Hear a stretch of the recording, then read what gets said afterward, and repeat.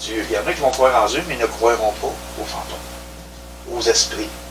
Mais on est un esprit. Notre âme, si je ne me trompe pas, elle pèse 22 grammes, 21 grammes. Notre esprit, elle a un poids. Mais il y a beaucoup de monde qui ne croit pas encore en ces choses-là. Malheureusement, parce que ça a tout un lien, ça a tout rapport. Un esprit, un âme, Dieu et les croyants, ça va tout ensemble. Mais il y en a qui, on dirait qu'ils ne veulent pas créer le lien. Mais tout est dans la Bible, tout est marqué. C'est pas tout le monde qui lit la Bible. Il y en a long à lire là-dedans. C'est un livre qui a beaucoup de messages. Mais c'est pas tout le monde qui va croire à ces affaires-là, effectivement. Ouais. Puis les prêtres qui font des exorcismes et tout ça, t'as-tu déjà été témoin de quelque chose comme ça? Non. Ça se fait-tu ici au Québec? T'as déjà entendu des histoires ou c'est plus...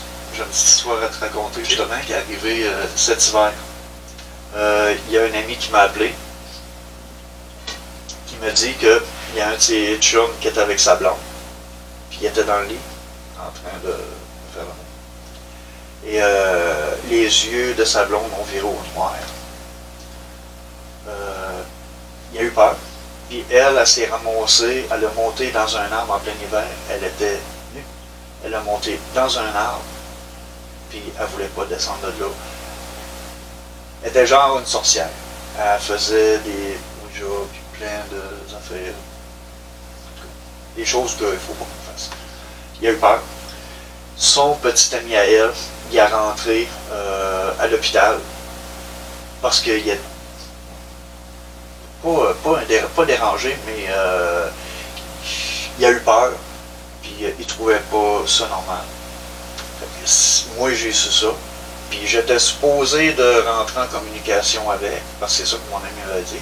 Lui, je ne le connais pas, son ami à lui, je ne le connais pas, mais lui, il m'en a parlé, puis il dit, Donald, il va falloir que tu fasses de quoi, là. Je dis, ben, là, il va falloir qu'il m'appelle. Ben là, il ne peut pas t'appeler, il est à l'hôpital, puis il est en psychiatrie, puis ça va pas bien. Ouais. Ça, est-ce que c'est quelqu'un de Bécomo? Je suis au stade. C'est un village à peu près à 10 minutes. OK. C'est là que ça arrive. Eh bien, c'est sûr que voir des affaires de même, ça va traumatiser. Ouais. Il y a une dame aussi, à cette île. Une dame qui habite à Montréal. Elle est descendue à cette île parce qu'elle a trouvé le coin joli. Elle a acheté une bâtisse, puis elle a fait une place pour coiffeuse. Il y a des clients qui ne veulent même plus y retourner parce qu'il y a des messages qui s'écrivent dans les vitres. Ils partent le soir, c'est fermé, il n'y a pas personne qui rentre. Il y a des traces de doigts qui est sur les vitres des miroirs. Ils ont de la misère à les effacer. Il y a des tiroirs qui rouvrent, il y a des portes qui rouvrent, il y a des qui ferment. Et alors, c'est elle-même qui m'a contacté. C'est l'automne passé. Mais avec toute l'histoire du COVID, puis que ça allait pas bien, je n'ai pas pu y retourner pour aller faire le ménage. Fait que, en tout cas, je sais pas, elle m'a pas redonné une nouvelle. Je t'ai déjà aussi entendu dire, j'ai trouvé que c'était vraiment intéressant, tu sais, que avant, mettons, de contacter un enquêteur paranormal comme toi, de toujours vérifier si c'est pas, par exemple, des problèmes électriques, si les lumières ferment, ou si même les portes ferment, tu dis que ça arrive, c'est le vent.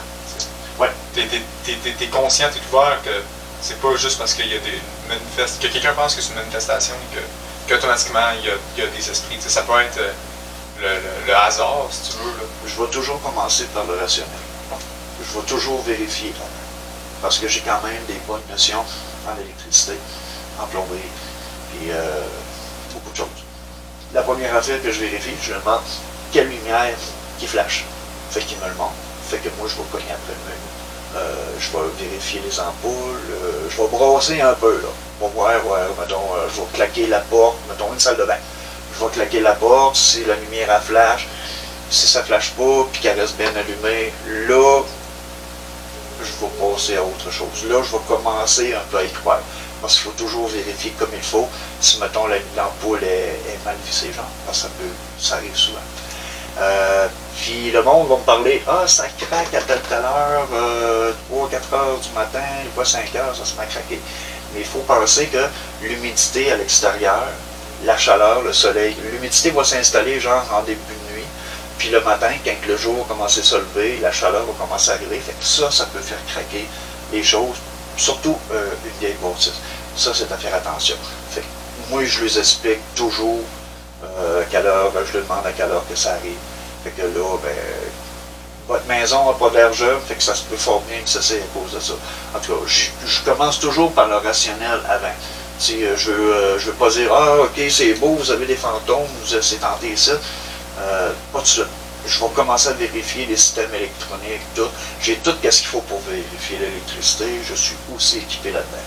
Fait que je vais commencer par le rationnel. Après ça, mettons une porte, ils disent une porte qui va ouvrir tout ça.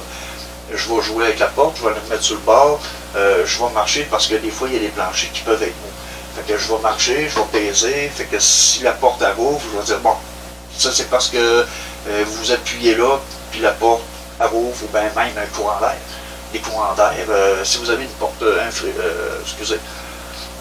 fenêtre ouverte, c'est sûr que ça peut faire ouvrir des portes. C'est à faire attention. Il faut toujours y aller par le rationnel avant, il faut toujours vérifier avant d'appeler quand même du monde comme moi pour pouvoir voir, vérifier s'il n'y aurait pas des esprits sur les lieux. Je trouve ça vraiment intéressant que tu aies cette philosophie-là de justement pas tout de suite sauter aux conclusions et dire c'est hanté, c'est ça. Il faut toujours faire attention, il faut toujours vérifier comme il faut avant pour être sûr que les portes sont tournées. Oui, ces phénomènes-là existent, mais il faut toujours y aller par le rationnel avant. Il faut faire attention. Super. Tu mets un petit pause. Bien sûr.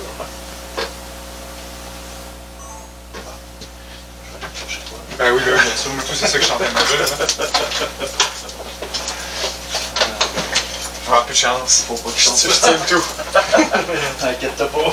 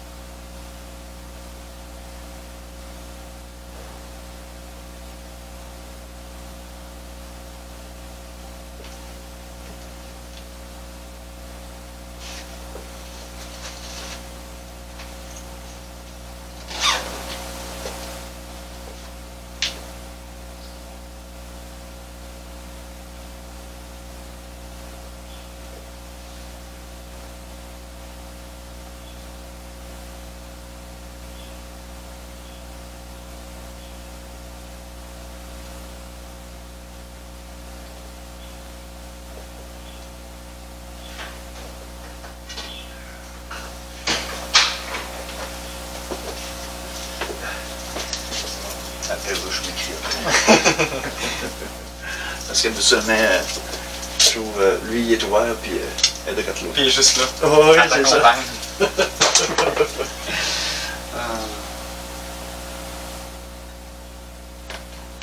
Bon, petite porte de vapoteuse. où ça présente. Je filme pas présentement, t'as pas d'enfant. Je vais te le dire quand je vais peser sur. J'essaie de replacer mes affaires.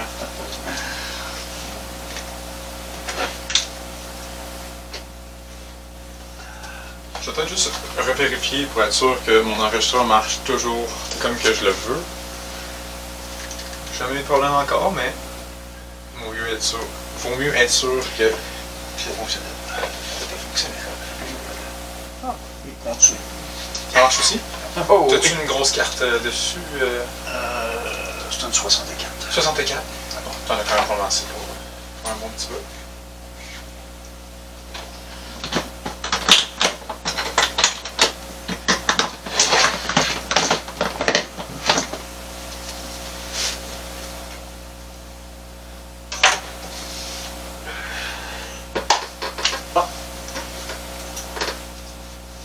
Ça repart. Je regardais, j'avais des petites questions que je m'étais notées aussi. Tu vois, je pense que j'ai vraiment checké chacun de tes vidéos. Fait que là, tu vas peut-être trouver des questions qui vont être drôles, mais c'est des questions que j'écris au fur et à mesure que quand je regarde tes vidéos. Okay. Tu avais déjà mentionné que tu avais habité 3 ans dans le bois. Ouais, c'est parce qu'il était un moment donné que j'ai... OK. On avait une maison au Saguenay, moi et puis ma blonde. Puis, mon père, il m'avait dit lâchez cette maison-là, venez nous en rejoindre, ça vous coûte cher, c'est beau. Fait on a parti de Chicoutimi, puis on s'est emmené ici. Ben, je veux dire, à Rimbaud. Quand on a rentré dans le cours avec mon camion puis toutes mes affaires, mon père a sorti dehors. Non, je veux pas voir ça ici. Il dit, je veux pas voir ça ici. Fait que là, on s'est comme retrouvé. On avait un ami qu'il y avait un terrain puis un chalet à peu près 1000-2000 pieds du chemin. Fait qu'on s'est en allé là, puis on s'est installé. On a passé là, des hivers là, on a eu froid, on a eu. En tout cas, ça allait vraiment pas bien. Ça allait pas bien, en tout cas. Ça fait que, à un moment donné, j'ai recommencé à parler à mon père. On était quand même il a été 2 ans sans me parler. Fait que, à un moment donné, j'ai acheté une roulotte. Une roulotte de camping. 20 pieds de long, pas pire. Puis la grange que je te parlais tantôt, qui appartient aux voisins de chez mes parents, qui se trouve être en arrière de chez moi, de chez mes parents. On l'a collé après la grange. Puis on a été quelques hivers là aussi. Mais c'est pas pire. On était un peu mieux que dans le chalet où on avait froid. Puis on a perdu beaucoup de choses. C'était énorme comment on a perdu. Après ça, ma blonde s'est année. Puis en février 2021, c'était fini final. Elle m'a laissé là. Elle était tannée. Mon père, il était méchant. Un peu. Allumé. Ça fait que on a décidé de déménager. Elle est partie. Elle s'est en allée au bloc. C'est en arrière. C'était fini. Puis ça allait vraiment pas bien. On avait descendu bas. Puis en plus, j'ai subi une deuxième opération à cœur ouvert quand on était dans la roulotte qui était connectée après la grange. Puis j'ai subi une autre opération à cœur ouvert. J'avais pris une autre bactérie au cœur. Fait que là, elle n'était plus capable d'endurer ça. C'est parti. J'étais seul dans cette roulotte-là, puis elle allait déménager ici en ville.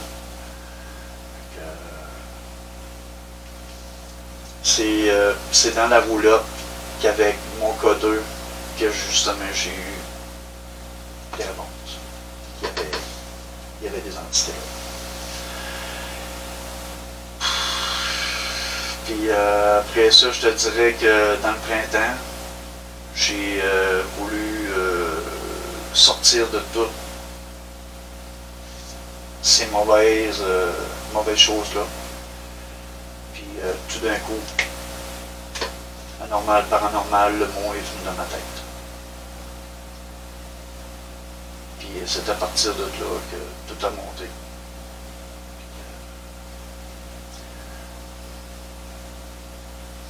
Je te dirais que j'ai eu du positif.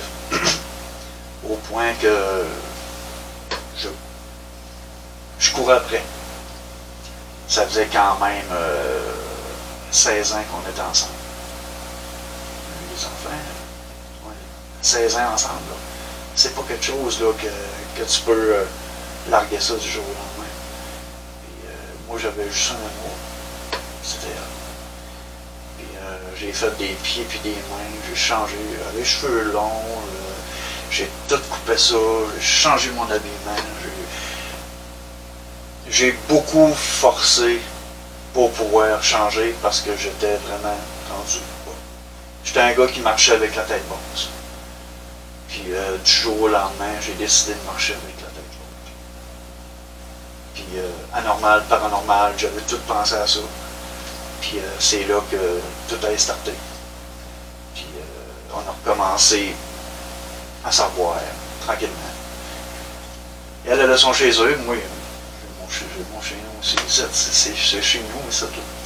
Tu sais, j'ai mon petit lit pliant, bon, il est pliant, puis je veux dire, je l'empiète pas, mais sauf que l'amour est revenu.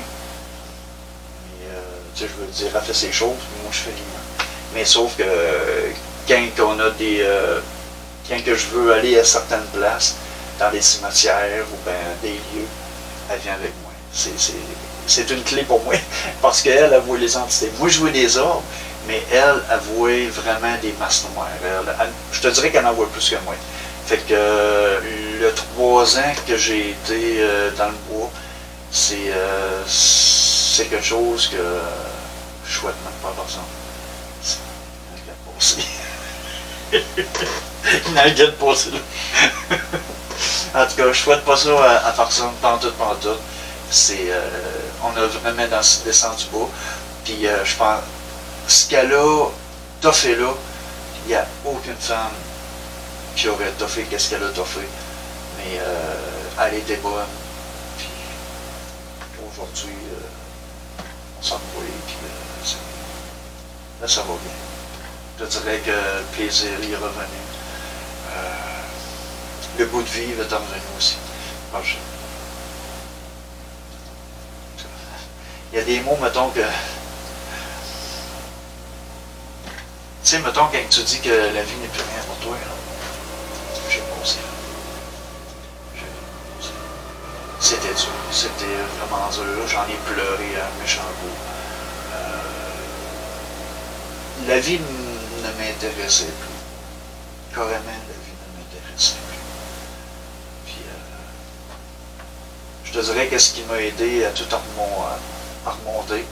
Oui, je me suis donné un coup de pied dans le derrière. Mais je le regrette pas aujourd'hui. Je suis heureux. Je suis bien. Puis ce que je fais aujourd'hui, j'aime ça. Puis je ne départerai pas de là-dedans. Je vais continuer. C'est ma voie. Je l'ai trouvée. Après tant d'années, j'ai trouvé ma voie. Le paranormal. Avec toutes les petites affaires qui m'ont arrivé, là, faut que je te compte de moi. J'ai vu beaucoup de monde mourir. Je te le jure, ce que je te dis là, j'ai vu beaucoup de monde mourir. Ça aussi, c'est quelque chose que je m'étais noté, que je me souviens de t'avoir entendu dire, puis je me disais, comment ça? Ça a commencé avec... moi et mon père, on s'est fâchés. Je me suis en allé avec mon auto à 7-8 maisons de chez moi. C'est un de mes cousins. Mon père a entendu bang, il était dehors, il a vu les fils électriques bouger. Pas loin pas loin de chez mes parents, un accident d'auto. Il y a un auto qui a rentré dans un poteau de téléphone. Il pensait que c'était moi. Il a sorti de la cour, puis il s'en allait, mais moi j'étais sur l'autre bord. Il m'avait pas vu partir. Et que lui s'est en allé sur l'autre bord. Puis il voyait l'auto, on le voyait de la galerie chez mes parents. Fait que plus qu'il avançait, là, il pensait que c'était moi. Mais à un moment donné, il s'était aperçu que c'était pas mon auto. Il y a eu un soupir de soulagement. Moi, je l'ai entendu, le bang. Les fils ont shaké jusqu'à la 8e maison à l'autre bout. Fait que j'ai parti en auto, puis je suis allé voir, j'étais là avec mon cousin. J'ai vu mon père qui était là, puis je suis allé voir, il y avait un homme qui avait sorti de son windshield. Un œil qui était sorti, il pendait après le poteau de téléphone. Lui, j'ai arrivé avant mon père sur les lieux, c'est moi qui étais là. Et, en tout cas, je tripais. Tu tripais? Ah, réel, voyons, c'était la première fois que je voyais ça, moi, là. Le gars, il était décapité, là, il avait sorti de son windshield. Et il avait un croche, puis il a fait une crise cardiaque. Fait, dans le fond, il s'est pas rendu compte de sa mort, probablement. Il était pas attaché? Faut croire que non. Non, il était pas attaché. Fait que... T'as aimé ça voir ça? Pas tout. Okay. Ben voyons, tu peux pas aimer ça, voir ça. Tu disais que t'avais trippé, mais... Non, je veux dire, j'ai mal trippé, tu sais, je veux dire... Dans l'autre sens. Oui, c'est ça. T'avais trippé négativement. Fait que c'est ça. Fait que, mettons, plusieurs années après, il est arrivé un autre accident. J'étais au 58 km du chemin de la série. 7 h du matin, j'étais avec un ami, puis la blonde avec qui j'étais dans ce temps-là, qui remontait très loin. On était en train de pêcher. Il y avait le chemin, puis il y avait un grand fossé, puis il y avait le lac en bas. On est en train de pêcher, à un moment donné, on entend... Oh boy, c'est quoi ça? Fait que moi, je monte la côte, sur le buton, le fossé qui était très haut. Rendu sur le dessus, je voyais rien. Il y avait mon pick-up qui était dans l'entrée où est-ce qu'on l'avait parqué, mais il était bien plein de boîtes sur le côté du chauffeur. J'avance, je m'en vais voir, mais dans le fossé, sur l'autre bord, il y avait un pick-up qui était sur le côté. Il y avait un monsieur dans le pick-up. Il a fait un accident, il a piqué dans le fossé, il a viré et il a tombé sur l'autre bord. En tout cas, ça a vraiment fessé. Fait que là, à un moment donné, je m'en vais voir, mais le gars, je le connaissais. Ouais, le gars s'appelait Poiseau, son surnom. Poiseau.